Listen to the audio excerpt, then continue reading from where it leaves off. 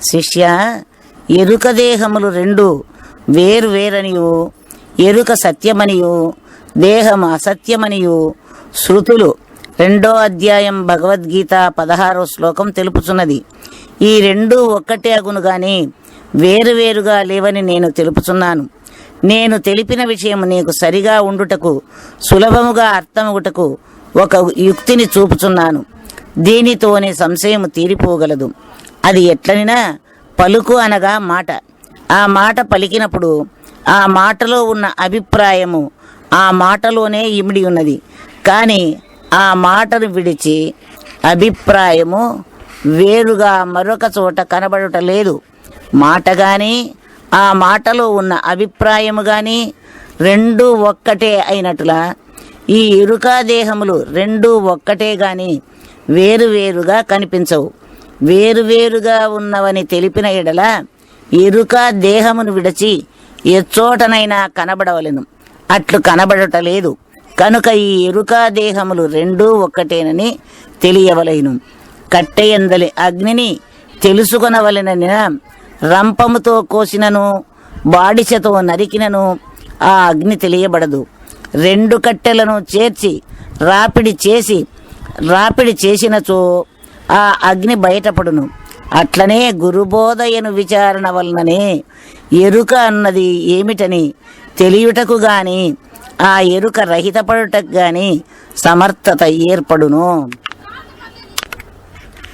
ఎరుకైన భూతముల నీ వెరుగుము, ఆకాశము గాడ్పు ఇంగిలమును నీళ్ళిరవంద నేలయని నేనెరిగిన పద్ధతిని నీకెరిగించినాను. ముజ్జగములయ్యను వీట్లతోనూ పరిపూర్ణమందు కనపడుచు తమకు దామే మరి కానరా విట్టి మార్గము కల వీటి నెరిగించినాను. ముజ్జగములయ్యను వీట్లతోనూ. శిష్య, ఈ ఎరుక సకల సృష్టికి ఆధారమగుట వలన ఈ ఎరుకనే శుద్ధ చైతన్య పరబ్రహ్మమనియు, ఆ బ్రహ్మము కంటే రెండవది లేదనియు, సదేవ సౌమ్యేదమగ్ర ఆసీత్ ఏకమేవ అద్వితీయం అని చాందోగ్యోపనిషత్తు తెలిపిన విధముగా సృష్టికి ముందు అద్వితీయమై తనకంటే వేరొక పదార్థం లేక ఏకరూపముగా ఉన్న చేతన బ్రహ్మము ఎరుక ఒక్కటే ఈ సృష్టికంతా కారణము, మూల పదార్థమై ఉన్నది. ఈ ఒక్క ఎరుకే ఎట్లు సర్వలోకాలోకములెల్లను పుట్టించిందని విచారించిన ఒక శిల్పి ఒకే ఇనుము చేత అనేక ఆయుధాలను చేసుకొని ఆ ఆయుధాలు అన్నిటితోనూ తాను సంకల్పించుకున్న ప్రతిమలను చేసుకున్నట్లు ఈ ఎరుక తన సత్తా చేతనే పంచభూతములను నిర్మించుకుని సకల సృష్టికి తానే మూల కారణముగా ఉన్నది. అది ఎట్లనినా ఈ ఎరుక సత్తా మాత్రమై శుద్ధముగా ఉన్నప్పుడు నిర్గుణ పరబ్రహ్మమనుచు, ఆ నిర్గుణ పరబ్రహ్మం కంపించిన ఆకాశం అనబడుచు, ఆ ఆకాశము కదలిన వాయువు అనబడుచు.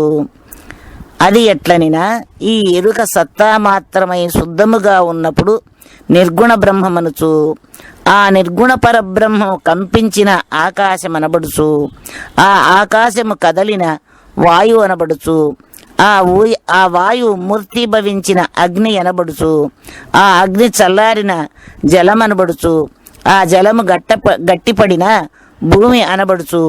ఇట్లు సృష్టికి పూర్వమే ఉండి కదలికతో కూడిన ఏ ఎరుక ఉన్నదో ఆ ఎరుక సత్తాయే పంచభూతములై ఆ పంచభూతముల చేత స్వర్గ మర్త్య పాతాళ లోకములన్నీయు సృష్టికి రాగలుగుతున్నవి. ఇట్లు పంచభూతములచే ఏర్పడిన అండపిండ బ్రహ్మాండములైన సర్వ సముదాయమంతయు ఆ పరిపూర్ణ పరబయలునందు ఒకప్పుడు కనబడుచు ఒకప్పుడు కనబడకపోయినను ఆ అచలము పరిపూర్ణం మాత్రము సర్వకాలముల యందును కదలక తనకు తానుగానే ఉన్నదనియు నేను బాగుగా విచారించి ఉన్న పద్ధతిని నీకు తెలుపుచున్నాను. ఎరుక లక్షణము 4వ అధ్యాయం సమాప్తము. అర్థంబుపై తనకు ఆరకుండెడు పిచ్చి భూమి నిండ్లను పెంచు పెద్ద పిచ్చి, బహువన్నెలను గల్గు పలు వస్త్రములు పిచ్చి, ఘనముగా బంగారు కొనుట పిచ్చి, పరస్త్రీల జూచిన పొంగిపోయెడు పిచ్చి, కళ్ళు సారాయిలు కైపు పిచ్చి, గంటకెనిమిది మార్లు కాఫీ టీలకు పిచ్చి, చొరవుగా సినిమాలు చూడపిచ్చి, జిహ్వ కోరిన రుచులెల్ల చూడపిచ్చి, పనులు లేకనే పురుగిండ్ల పోవు పిచ్చి, పిచ్చివారైన నరులెల్ల పుడమిలోన దైవమునుగా అంచు పిచ్చి తన తలకు రాదు. నా విషయమేదియో నేను మరచుట చేత జన్మ కర్మలకెల్ల జడియవలిసే, నా విషయమేదియో నేను మరచుట చేత బహు దుఃఖముల నెల్ల పొందవలసే, నా విషయమేదియో నేను మరచుట చేత మొలకరాళ్లకు నెల్ల మ్రొక్కవలసే, నా విషయమేదియో నేను మరచుట చేత జన్మ కర్మలకెల్ల జడియవలసే, నా విషయమేదియో నేను మరచుట చేత బహు దుఃఖముల నెల్ల పొందవలసే, నా విషయమేదియో నేను మరచుట చేత మొలకరాళ్లకు నెల్ల మ్రొక్కవలసే, నా విషయమేదియో నేను మరచుట చేత ఇల దైవముల నెల్ల వేడవలసే, నేను విషయంబు గురునిచే ఎరుకపడిన సర్వ భ్రమలెల్ల నాలోనే సమసిపోయే, నేను నేనను దంతటా నిండియుండే, నేను లేనిది వేరేమి లేకయుండే, గురువు దైవం బనుచు గుర్తించి బుధులెల్ల సర్వశాస్త్రములలో చాటినారు.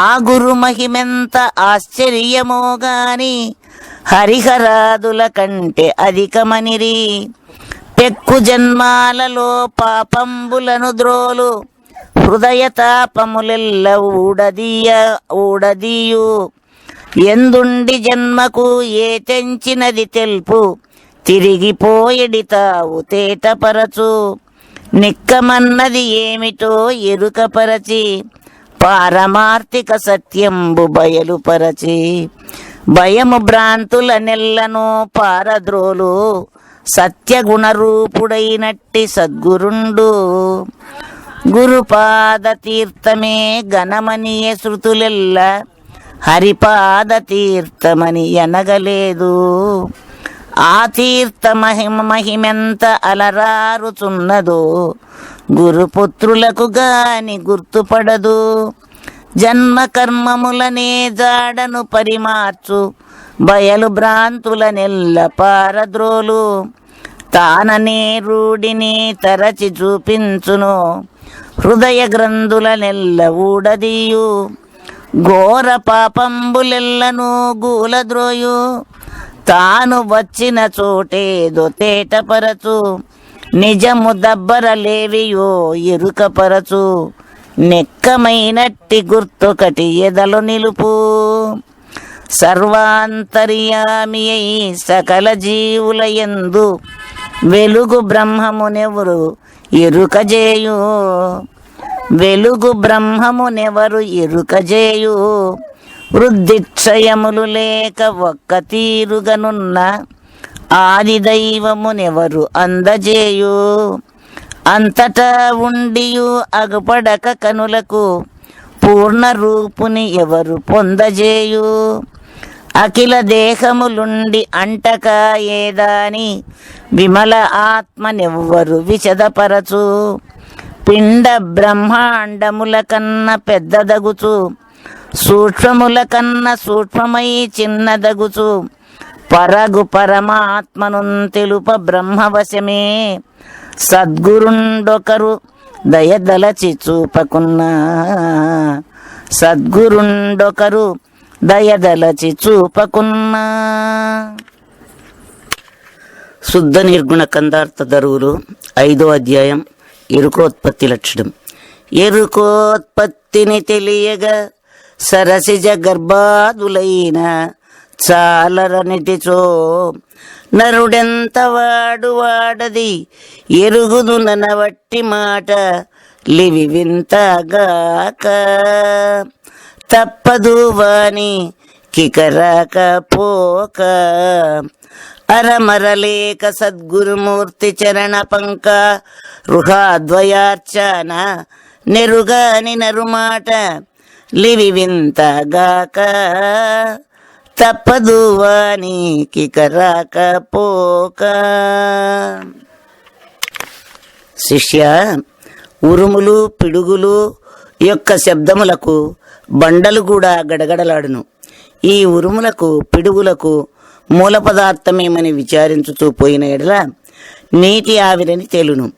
అట్లనే సకల దేహాదులను సృష్టించి ఆ దేహాదులలో ఉండి సర్వమును గుర్తించుచు నేను నేను అనుచున్న ఆ ఎరుక యొక్క సహజ పదార్థ లక్షణం, దాని ఉత్పత్తి ఎక్కడ జరుగుతున్నదని విచారించుటకు ప్రయత్నించిన ఎడల దాని మూలమగనుటకు హరిహర బ్రహ్మాదులకు కూడా సాధ్యముగాక ఉండును.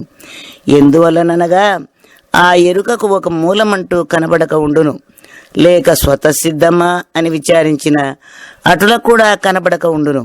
ఇట్టి ఎరుకను కొంతమంది మూలముందనియు మేము చూచితమనియు మాకే తెలియననియు మరి ఎవరికీ తెలియదనియు మాకు శిష్యులైతే తెలిపెదమనియు స్వార్థం లోపల పెట్టుకొని అజ్ఞానులకు వారికి ఆశలు పెట్టుచుందురు. అట్టి వారలకు రాకపోకలే గాని రాకపోకల్లేని మార్గమును కనజాలరు. మూలము లేని ఎరుకకు మూలముందని వారికి ఎందుకు తోస్తూ ఉన్నదనినా ఒక అచల గురువును ఆశ్రయించకయే గురువు ఏమి తెలుపును అని ఒక్కొక్క గురువు దగ్గర ఒక్కొక్క మాట వినుచు సందేహ నివృత్తి కాని దోషముచే వీరికి ఆ విక్షేప భావము కలిగినది. అట్లుగాక సత్యమును చూపించు సద్గురువును చేరి అరమరలేక భక్తి విశ్వాసములతో వారి చరణకమలములను పూజించి వారి కరుణకు పాత్రులై పూర్ణబోధలో ఉన్న తీర్పులను గురుముఖేణ గ్రహించిన వారికి ఎరుక గుట్టు బయలుపడును గాని అట్లుగాని వారి మాటలు చిత్ర విచిత్రములుగా కనబడుచుండును. లేనెరుక బయలు లోపల తానెట్లు జనించిననిన తగవిను వంద్యాసూనుని గతి వియదబ్ద విధానంబున ఎట్ల రాజధాని విధమునన్ రజ్జు సర్పమైన విధమునన్ స్థాణు పురుషుని చందాన మృగజల శశ విషాణము స్వప్నానందముగా రాజధాని విధమునన్ రజ్జు సర్పమైన విధమునన్. శిష్య, సనాతనమై స్వతసిద్ధమై తనకు తానుగా ఉన్న పరిపూర్ణములో ఈ ఎరుక లేకనే కనబడుచు ఈ ఎరుక చేయు సృష్టి కూడా ఎట్లున్నదని విచారించగలిగితే ఈ లోకములో గొడ్రాలి బిడ్డ అనే మాట కలదు. ఆ బిడ్డ ఎచ్చట ఉన్నాడని వెతికితే ఎచ్చట కనిపించడు. ఆకాశ పుష్పము అనే మాట కలదు. ఆ పుష్పము ఎచ్చట వెతికినా ఆగుపడదు. రజ్జు సర్పం అనే మాట కలదు. ఆ సర్పమును ఏ దిక్కులు వెతికినా కనిపించదు. గంధర్వ నగరం అనే పేరు కలదు. ఆ నగరం ఎచ్చట ఉన్నదో అని శోధించినా కానరాదు. దారు పురుషుడు అనే మాట కలదు. ఆ పురుషుని ఎచ్చట గాలించినా కనిపించడు. స్వప్నానందం అనే మాట కలదు. ఆ ఆనందమును వితరణ చేసి చూసిన ఎడల కనిపించదు, ఎచ్చట కనిపించదు. ఆ విధముగానే ఈ ఎరుక ఉన్నట్లుగా తోచుతున్నది గాని గురుదృష్టితో విచారించగలిగిన లేకపోవచ్చున్నది. లేనెరుకను ఎరుకనియన లేనెరుక ఎట్ల ఎనిన లెస్సగ వినుమా లేని మృగజలము వంద్యాసూనులు గలిగుండి వెదకి చూడలేనట్లు ఈ లేనెరుక యాడాలేదిట్లు స్థాను పురుషుడు శశవిషాణము గగన ప్రసూనము నరుని స్వప్నానందమివి వెదకి చూడలేనట్లు ఈ లేనెరుక యాడాలేదిట్లు. ఎట్లు? శిష్య, ఈ ఎరుక లేనిదే కదా. ఈ లేని ఎరుకకు ఎరుక అనే పేరు ఎందుకు పెట్టినారని అందువేమో.